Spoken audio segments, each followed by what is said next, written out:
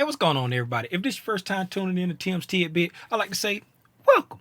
If it's not your first time tuning in, I still want to say welcome and give you a nice hearty, well, thank you for always tuning in to Tim's Tidbit. And right now, you are watching Mama, I Want to Trade. Hey, hey.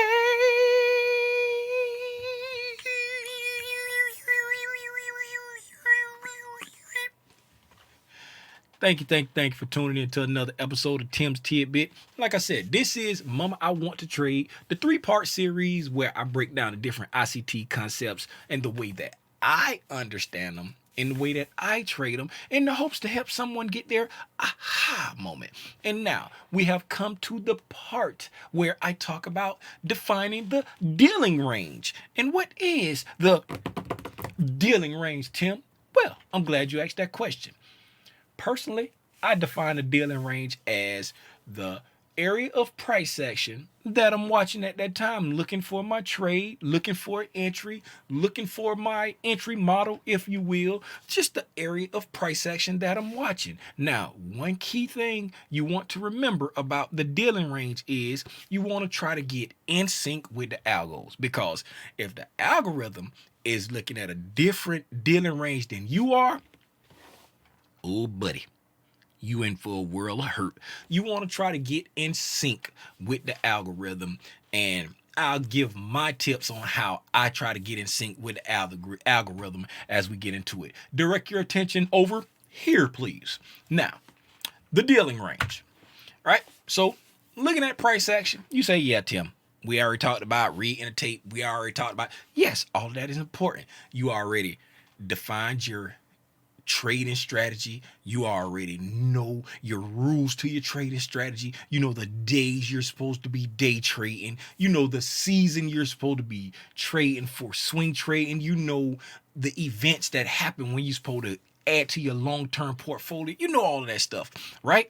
Now you know your entry model. It's your time. Everything is lining up. Everything is ready. You know your entry model, but guess what? You need to get in sync with the algos and determine what dealing range are they looking at right now. Now, how do you define the dealing range? And then I'll tell you about how I try to figure out what dealing range they're looking at, right? So now, you define a dealing range by picking a high and a low that you want to watch the price action in between. And looking at the price action right now, where we are, right? So we're dealing from this high to this low, right? This high to that low. And I'll explain how I came about that in a minute, right? So from this high to that low, the first thing you want to do is run a fib from the highest high to the lowest low in the dealing range, right? So looking at where we've come, and if you say, why you're not coming from this high to that low, you can. You can go from that high to that low if you want to. But if you go from that high to that low and then find out that you're not in sync with the algos, then you will have to adjust. But the area where I was in sync with the algos was from this high to this low. And I'll get into all that later. So you run your fib from the highest high to the lowest low, right? Boop, run your fib from the highest high to the lowest low. Now, that's your dealing range. Now you want to identify key areas of your dealing range, right? And what are those key areas? You want to know. I call it the box top, the box bottom, and equilibrium, right? The box top is the highest high. The box bottom is the lowest low. It's 4207 and it's 3534, right? That's your box top and box bottom, right? I got high month, low month. That's my monthly levels that I'm watching, right? So equilibrium, right? The nice thing about equilibrium, that is where the algos consider in the dealing range, this is fair value. This is the equilibrium, right?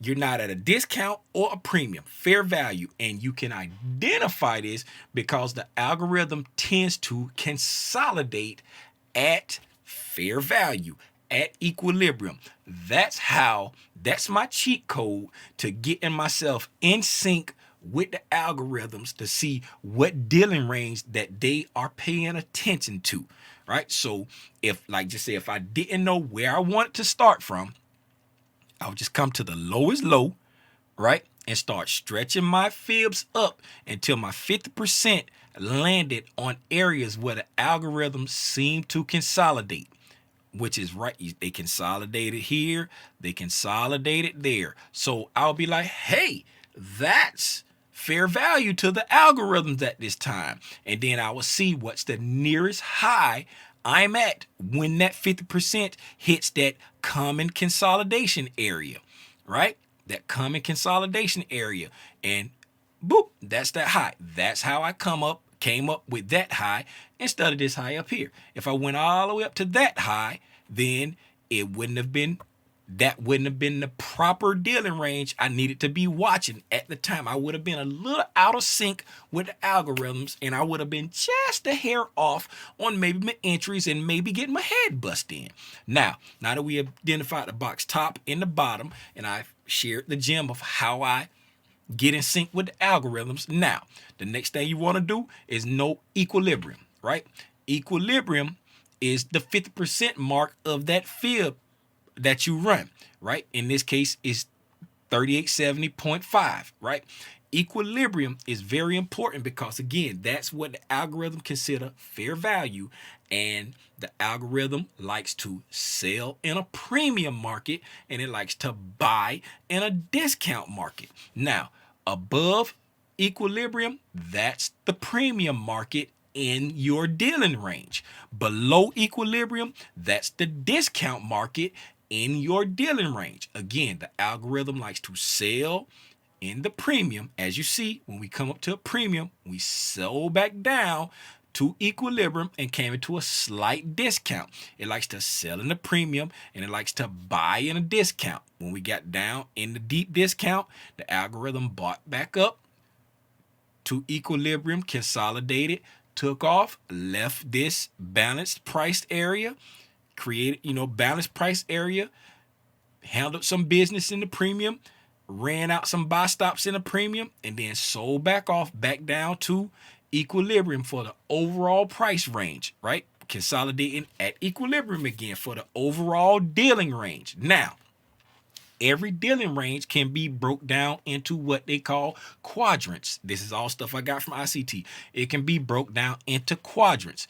Well, Tim, what are quadrants? I'm glad you asked that question, little Timmy Rogers, right? You just run your fibs from the high to equilibrium or from the low to equilibrium, and then you break down the premium and the discount into their own premium and discount. So now you got an equilibrium at 4038.75 in this case for the premium, and you got an equilibrium of, I can't see it, I can't see what that is, but you got an equilibrium for the discount. So now everything above the 50% in the overall dealing range is the premium. Everything below 50% of the overall dealing range is the discount. But then when you break it down into quadrants, now your premium has a premium, which it looks like this. Your premium has a premium, the top red. Your premium has a discount, your bottom red. Your discount has a premium. Your bottom green, your top green, I'm sorry. Your premium has a premium, the top red. Your premium has a discount, the top green. The discount has a premium, the bottom red. And the discount has a discount, the bottom green. And if you notice, inside the dealing range, when we came down into a discount, price consolidated at the equilibrium of the discount before leaving. Price consolidated at equilibrium, pulled back into a discount at a reference point, took back off into the premium, consolidated at equilibrium of the premium, took out buy side, and then pulled back down to equilibrium of the overall dealing range. So every dealing range can be broke down into quadrants. So you want to be in sync with the algorithms. You want to identify the proper dealing range before you start to look for your entry model. So again, you got your total strategy, you got your entry model strategy, and you know how to read the tape, and now you know how to set up your dealing range to identify where the algos are seeking liquidity. Hopefully that wasn't too confusing. If you need to run it back and watch it again, please do. Please go check out ICT's video when he's talking about the dealing range and the quadrants and equilibrium and premiums. And please look at that. He does it much far better justice, if you will, than myself. But this is the way that little Timmy Rogers understand it, and hopefully I was able to help you understand it. And man, until the next time, man, I want to thank you for tuning into another episode of Mama I Want to Trade. Hey, hey, and I'll see you in the next one, man. I'm gone. Yeah.